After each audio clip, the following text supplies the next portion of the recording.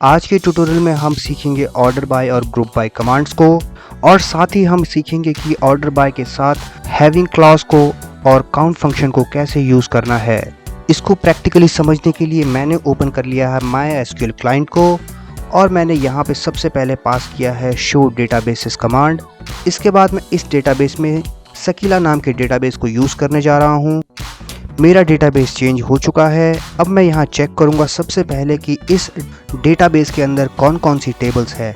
आप देख सकते हैं सकीला नाम के डेटाबेसेस के अंदर बहुत सारी टेबल्स हैं। अब मैं इसमें से किसी एक टेबल के ऊपर अपनी ऑपरेशंस परफॉर्म करूँगा। तो मैंने सिलेक्ट किया है टेबल एक्टर को, तो मैं कमांड लिखूँगा सेलेक्ट स्टार फ्रॉम एक्टर। आप देख सकते हैं मेरे पास पूरा डेटा टेबल का आ चुका है। आप यहाँ देखिए फर्स्ट नेम कॉलम में सारे नाम रैंडम ऑर्डर्स में आपको दिखाई दे रहे होंगे। सबसे पहली जो हम कमांड यूज़ करने वाले हैं वो है ऑर्डर बाय कमांड। देखिए ऑर्डर बाय को कैसे यूज़ करना है। सबसे पहले मैंने लिखा select first name from table का नाम यानी कि एक्टर और उसके बाद लिख दिया ऑर्डर बाय। ध्यान दीजिए ऑर्डर बाय के बीच में स्पेस होना चाहिए।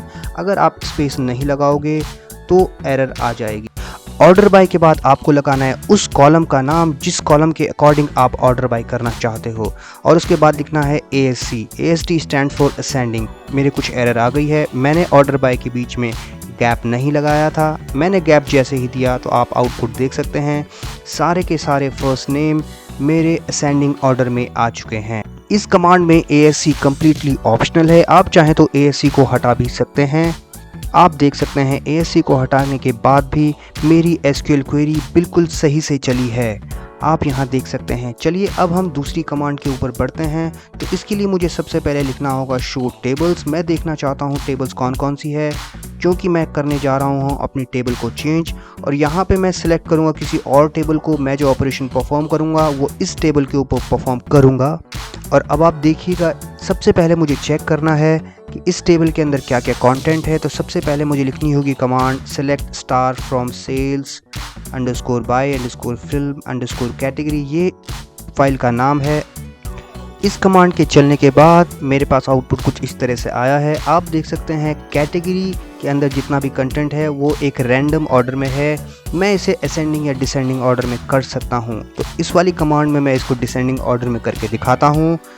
यहाँ पे मुझे कमांड लिखनी है सेलेक्ट कैटेगरी फ्रॉम टेबल का नाम। टेबल का नाम है हमारा sales underscore by underscore film underscore category और उसके बाद मुझे कमांड लिखनी है ऑर्डर बाय। ऑर्डर बाय के बाद आता है उस कॉलम का नाम जिस कॉलम के अकॉर्डिंगली हम इसे असेंडिंग या डिसेंडिंग कर रहे हैं। ये देखिए मेरी कमांड चल गई और मैंने इसे किया है DESC यानी कि डिसेंडिंग।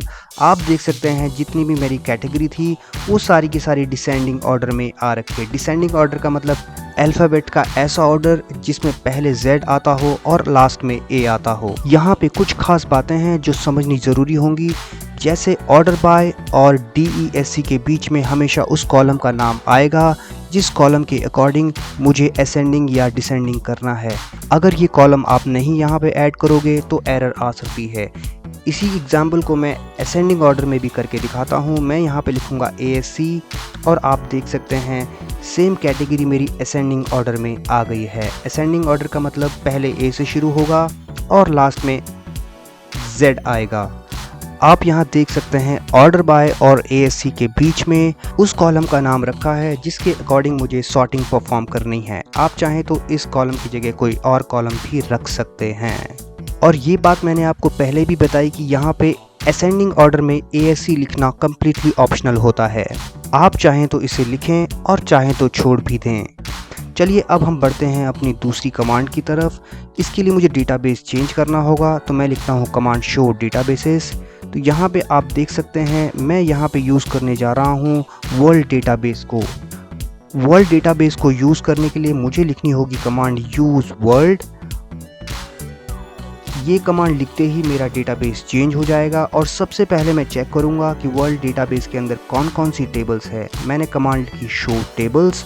आप यहाँ देख सकते हैं मेरे पास 3 टेबल्स आई हैं और इन तीनों में से मुझे यूज़ करना है कंट्री लैंग्वेज टेबल को।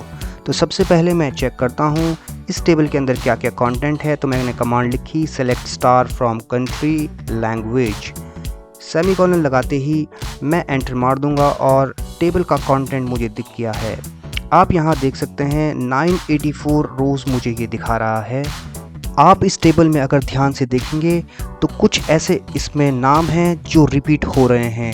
इसका मतलब मैं इनका ग्रुप बना सकता हूँ। आप यहाँ देखिए कंट्री कोड यहाँ पे रिपीट हो रहे हैं, यानी कि ये एक ग्रुप है, ये दूसरा ग्रुप है और सो ऑन। यहाँ पे और भी बहुत सारे ग्रुप हैं।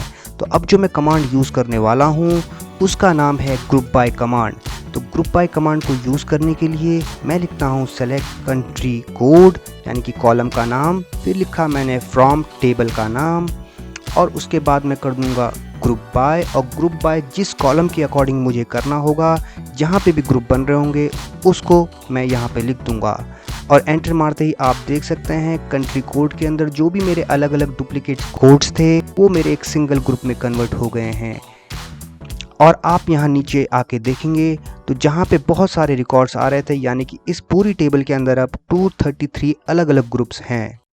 चलिए अब इसके बाद हम सीखेंगे कि ग्रुप बाय कमांड के साथ कंडीशंस कैसे लगानी है। तो मैं इस क्वेरी को थोड़ा सा चेंज करता हूँ। मैं लिखूँगा सेलेक्ट, मैं वापस से कंट्री नेम लिख लेता हूँ, ये कॉलम का नाम है। इसके बाद मैं इसके साथ एक और कॉलम ले लेता हूँ, मैं लेता हूँ लैंग्वेज कॉलम को, और साथ में मैं अब कंडीशन लगाने जा रहा हूँ। तो ध्यान दीजिएगा ग्रुप बाय के बाद मुझे कंडीशन के रूप में लगाना होगा हैविंग, और हैविंग में अब मैं कंडीशन दे रहा हूँ language is equals to English. इसका ये मतलब हुआ कंट्री कोड के अकॉर्डिंगली ग्रुप बनाइए और केवल उन्हीं ग्रुप को डिस्प्ले करिए जिनकी लैंग्वेज इंग्लिश है। आप यहाँ देखिए जितने भी ग्रुप्स यहाँ पे सामने आए हैं कंट्री कोड के, इन सभी की लैंग्वेज इंग्लिश है। इसके अलावा भी टेबल में बहुत सारे ग्रुप्स होंगे लेकिन उनकी लैंग्वेज जरूर ही कुछ और रही होंगी। मैं इस टेबल में थोड़ा सा मॉडिफिकेशन कर रहा हूँ और मैं इंग्लिश की जगह लिख रहा हूँ हिंदी। आप यहाँ देख सकते हैं वो ग्रुप मेरे सामने आया है जिसकी लैंग्वेज इस बार है हिंदी। अब एक बात जो दिमाग में बैठानी बहुत ज़रूरी होगी कि ग्रुप बाय के साथ हमेशा यूज़ किया जाता है हैविंग।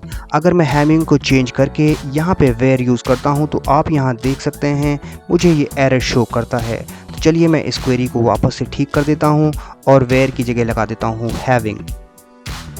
और अब आप देखिएगा ये क्वेरी बिल्कुल ठीक हो गई है।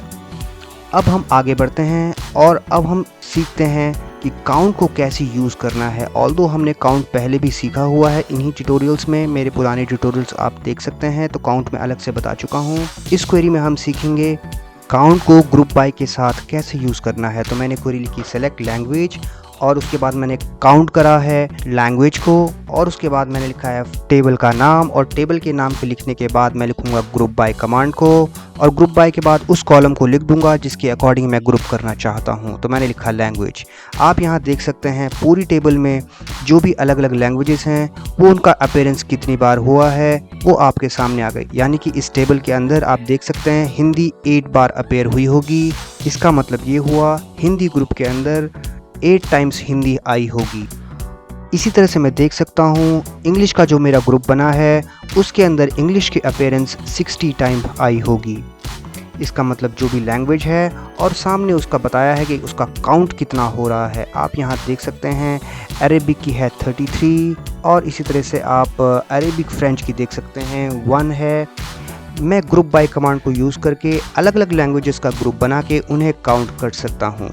तो चलिए अब बढ़ते हैं दूसरी क्वेरी की तरफ। मुझे डेटाबेस फिर से करना होगा चेंज, और इस बार में मैं डेटाबेस यूज़ कर रहा हूँ, उसका नाम है सकीला। मेरा डेटाबेस चेंज हो गया है और अब मैं इस डेटाबेस के अंदर चेक करता हूँ कौन कौन सी टेबल्स हैं। तो यहाँ देखिए बहुत सारी टेबल्स है, और इस बार मैं जो ऑपरेशन परफॉर्म करने जा रहा हूँ वो है सिटी टेबल के ऊपर। तो मैं सबसे पहले लिखता हूँ सेलेक्ट स्टार फ्रॉम सिटी। तो देखता हूँ सिटी के अंदर क्या क्या कंटेंट है। आप यहाँ देख सकते हैं टोटल नंबर ऑफ रोज़ यानी टोटल नंबर ऑफ रिकॉर्ड्स यहाँ पे 600 निकल के आए हैं। चलिए अब मैं यहाँ पे आपको इस टेबल के बारे में बताता हूँ। इस टेबल में एक कॉलम है सिटी, यह बता रहा है सारे सिटी के नाम, और एक है कंट्री आईडी। हर कंट्री को एक आईडी असाइन की गई है और उस कंट्री के अंदर जो भी सिटीज़ आते होंगे वो सेम आईडी पर ही बिलोंग करते होंगे। जैसे मैं आपको बताऊं रामपुर की आईडी है 44 क्योंकि रामपुर इंडिया में है। इसी तरह से राजकोट की आईडी है 44, और इस तरह से रायबरेली की आईडी भी है 44, यानी कि इंडिया के जितने भी सिटीज़ होंगे उनकी आईडी 44 होगी। चलिए अब मैं लिखता हूँ क्वेरी। मैंने लिखा select star from city where country ID is equals to 44 और अब आप देखिए ये सारे के सारे सिटी निकल के आ चुके हैं। ये सारे के सारे सिटी वो हैं जिनकी कंट्री आईडी 44 हैं। अगर मैं 44 के अलावा कुछ और डालता तो वो सिटी डिस्प्ले होते जिसकी आईडी वो होती जो मैं यहाँ पे एंटर करता। मैंने डाला 44 तो उसके अकॉर्डिंगली यहाँ पे लिस्ट अप हो गए हैं वो सारी सिटीज़ जिनकी आईडी 44 है। तो चलिए अब मैं इन्हें काउंट करता हूँ। तो मैं लिखता हूँ सेलेक्ट कंट्री आईडी और साथ में मैं लिखता हूँ काउंट करो कंट्री आईडी को काउंट करो और फ्रॉम सिटी। और अब मैं करूँगा ग्रुप बाय, फिर मैं लिखूँगा country ID is equals to, मैं इस क्वेरी को थोड़ा सा मॉडिफाई कर देता हूँ। यहाँ पे इस समय मैं इस क्वेरी को नहीं चलाऊँगा, मैं इसको थोड़ा सा कर देता हूँ चेंज, और चेंज के साथ में मैंने यहाँ पे लिखूँगा फ्रॉम। और अब मैं यहाँ पे कोई कंडीशन नहीं दूंगा, मैं यहाँ पे नॉर्मल ही सारी की सारी कंट्री आईडी को ग्रुप करके डिस्प्ले कर दूंगा। आप यहाँ देख सकते हैं मेरा आउटपुट आ चुका है। तो आप यहाँ देख सकते हैं कंट्री आईडी क्या है और उसके ग्रुप कितना बना है। आप यहाँ देख सकते हैं अलग अलग कंट्री आईडी जो भी रही होगी उसके अकॉर्डिंगली उस कंट्री आईडी में कितनी सिटीज़ होंगी उसको ग्रुप करके इसने बताया है। आई होप आपके ये समझ में आ रहा होगा। चलिए मैं अब इसमें ग्रुप बाय के साथ साथ एक कंडीशन भी लगाता हूँ। ग्रुप बाय के साथ जब भी कंडीशन लगाई जाती है तो मुझे यूज़ करना होगा हैविंग, और हैविंग के बाद मैं अब लगाऊंगा काउंट, और मैं सिर्फ उन्हीं कंट्री आईडी को डिस्प्ले करूँगा जिनका कंट्री आईडी का काउंट लेस देन या ग्रेटर देन किसी वैल्यू से आ रहा होगा। तो मैं यहाँ पे लगाता हूँ लेस देन 50, या फिर मैं इसको चेंज करके कर देता हूँ ग्रेटर देन 20, यानी कि वो आईडीज़ ही डिस्प्ले होंगी जिनका काउंट, थोड़ा एरर आ गई है यहाँ पे, मुझे कंट्री आईडी की स्पेलिंग सही करनी होगी। और ये देखिए ये आउटपुट आपका आ चुका है, वही कंट्री आईडीज़ डिस्प्ले हुई हैं जिनका काउंट 20 से ऊपर आ रहा है। आई होप आपको आज का ट्यूटोरियल समझ में आया होगा। If you like this video please subscribe to this channel to support my work. Thanks for watching.